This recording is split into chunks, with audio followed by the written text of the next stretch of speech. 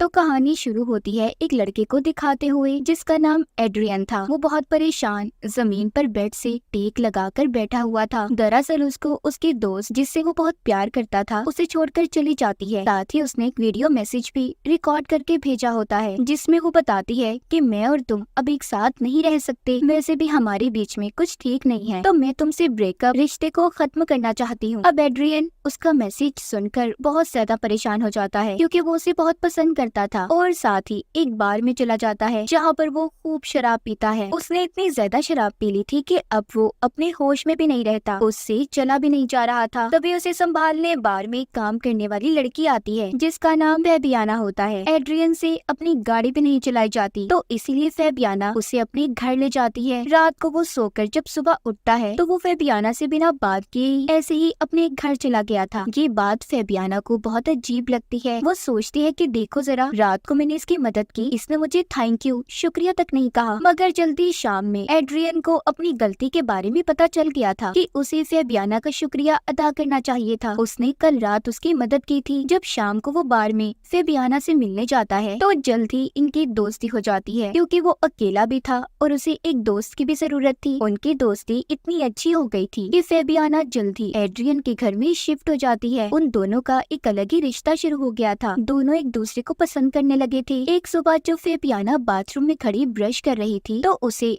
Wash basin से किसी की आवाज आती है। जब वो कान लगाकर सुनने की कोशिश करती है तो उसे कुछ समझ नहीं आता। जब फैबियाना नीचे आती है तो नीचे टेबल पर कुछ सफ़ों को बिखरा हुआ देखती है। जब वो उन्हें उठाने ही लगती है तो तभी एड्रियन आ गया था जो कहता है कि प्लीज इन सब चीजों को हाथ मत लगाना। इतने ही देर में दरवाजे की बेल बजती है। जब ये देखते हैं तो बाहर दो पुलिस ऑफिसर आए थे जो एड्रियन की पहली दोस्त के बारे में पता चलाना चाहते थे जो 2 दिन से गायब थी। उन ऑफिसर्स को एड्रियन पर शक था कि कहीं इसने उसे मारकर घर में छुपा न दिया हो। मगर एड्रियन उन्हें अब उसका वीडियो मैसेज दिखाता है जो इसकी दोस्त ने इसे भेजा था कि वो उसे छोड़कर जा रही है। ये देखकर ऑफिसर उसके घर से चले जाते हैं। अब इन 2 ऑफिसर्स में से एक फैबियाना का दोस्त होता है। वो उससे कहता है तुम्हें क्या इस आदमी के साथ रहकर सब ठीक लग रहा है? उसकी पुरानी दोस्त को गायब हुए सिर्फ 2 ही दिन हुए हैं और तुम्हारी उससे कितनी अच्छी दोस्ती हो गई। हालांकि एड्रियन उसे बहुत पसंद भी करता था। तुम इस आदमी से जरा बचकर रहो, मुझे कुछ ठीक नहीं लग रहा। फैबियाना भी ये सब बातें सुनकर सोचने लगी थी मगर एक तरफ उसके दिल में लालच होती है। वो एड्रियन की तरह ही अमीर, हैंडसम, खूबसूरत लड़का चाहती थी जिसके साथ वो रहे और सारी जिंदगी गुजारे। इसलिए चाहे जो भी कुछ भी कहे वो एड्रियन के साथ ही रहने का फैसला करती है। अब कुछ दिन ऐसे ही गुजर जाते हैं। एड्रियन के घर में फैबियाना के साथ कुछ अजीब बातें होने लगती हैं। एक दिन जब वो नहा रही थी तो शॉवर से एकदम से गर्म पानी निकलना शुरू हो गया था। इससे उसका जिस्म भी जल जाता है।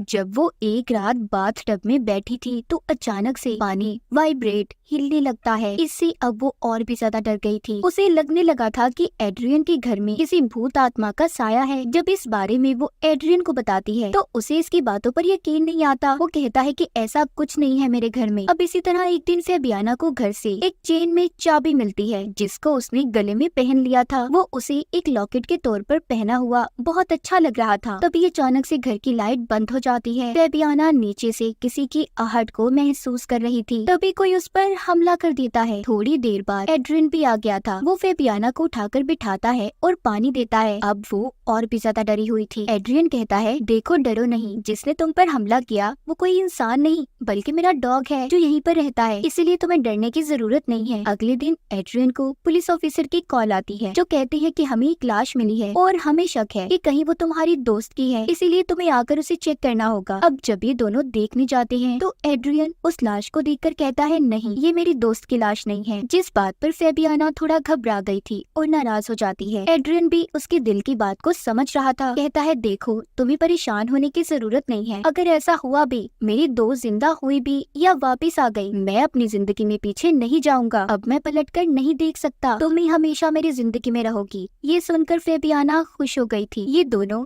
एक मिरर शीशे के सामने खड़े होते हैं। बाहर से तो वो शीशा था, मगर अंदर एक लड़की थी जिसकी बहुत बुरी हालत थी। वो इन दोनों को देख रही थी, जो कोई और नहीं बल्कि एड्रियन की दोस्त थी, जिसको वो पसंद करता था, जो कई दिन से गायब थी, जिसने एड्रियन को वीडियो मैसेज भी भेजा था कि हमारे बीच में कुछ भी ठीक नहीं है, इसीलिए मैं तुम्हें छोड़कर जा रही हूँ। लेकिन अब वो एड्रियन के घर में ही कैद थी। वो शीशे के उस पार एक कमरे में बंद होती है। बाहर से तो वो शीशा नजर आता था, मगर अंदर से वो एक कमरा था जहाँ पर खड़ी एड्रियन की दोस्त फेबियाना और उसे देख रही थी, मगर बाहर से कोई नहीं देख सकता था। अंदर से तो घर की हर चीज नजर आएगी, मगर बाहर खड़ा इंसान अंदर नहीं देख सकता। एड्रियन की दोस्त की हालत बहुत ज्यादा खराब थी। यहाँ से कहानी फ्लैशबैक कुछ वक्त पहले की दिखाई जाती है कि आखिर ये लड़की यहाँ पर फंसी कैसे। दिखाया जाता है एड्रियन अपनी दोस्त जिसका नाम बेलन होता है उसके साथ बहुत खुश था। एड्रियन को इस शहर में ऑर्केस्ट्रा, जो हाथ के इशारों से म्यूजिक को कंट्रोल करते हैं, एक म्यूजिशियन बैंड में नौकरी मिली थी, इसीलिए वो बेलन के साथ इस घर में शिफ्ट हुआ। वो दोनों हंसी खुशी अपनी जिंदगी गुजार रही थी। एड्रियन की आदत हर लड़की से फ्री होने की थी। एक दिन बेलन उसे एक लड़की के साथ देख लेती है, जिसके बाद उसे उस पर शक होने लगा। वो एक दिन बैठी चाय पी रही थी तो उसके पास एक लेडी आकर बैठ जाती है, जो कि उसके घर की मालकिन थी, जहाँ पर दोनों रहा करते थे। बेलन बहुत दुखी होकर उस लेडी को बताती है, एड्रियन मेरा भरोसा तोड़ देता है, हालांकि मैं उससे बहुत प्यार करती हूँ। मुझे दुख होता है जब मैं उसे किसी और के साथ देखूं। ये सुनकर वो लेडी कहती है, तो इसमें परेशान होने की क्या जरूरत है, तुम अपने प्यार को टेस्ट कर सकती हो। चलो मैं तुम्हें एक चीज दिखाती हूँ। वो बेलन को घर की सबसे बड़े कमरे और अलमारी के साइड पर चाबी लगाकर एक दरवाजा खोलती है, जिसके पीछे एक खुफिया कमरा था। उसकी हालत तो अच्छी नहीं थी, पर एक आदमी के लिए हर सहूलत वहाँ पर मौजूद थी। वो लेडी बताती है कि मेरे हस्बैंड आर्मी में थे, तो इसीलिए उन्होंने अपने लिए ये खुफिया कमरा बनवाया। तो अगर एड्रियन के प्यार को टेस्ट करना चाहती हो तो तुम मुझसे अपना रिश्ता खत्म करके इस कमरे में 2 या 3 दिन तक रह सकती हो। इससे तुम्हें पता भी चल जाएगा कि वो तुमसे प्यार भी करता है या नहीं, उसे तुम्हारी कितनी परवाह है। बेलन को ये आइडिया बहुत अच्छा लगता है। वो अब अपने सारे सामान को पैक करके एड्रियन के लिए वीडियो मैसेज रिकॉर्ड करती है कि मैं तुम्हें छोड़कर जा रही हूँ, और आकर इस कमरे में खुद को बंद कर लिया। मगर कुछ देर के बाद ही बेलन को याद आता है कि जिस चाबी से ये दरवाजा खुलता है वो तो बाहर ही रह गई।